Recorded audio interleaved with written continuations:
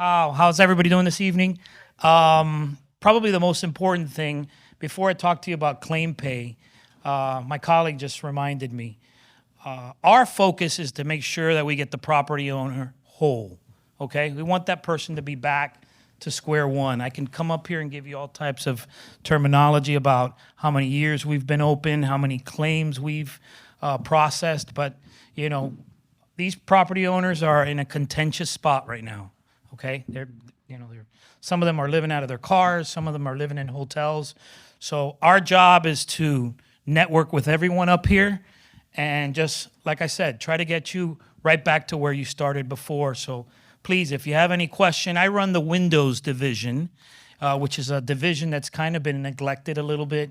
I think myself and some of the staff back here, we're trying to get people educated on the fact that, yes, you can get your windows processed and paid for.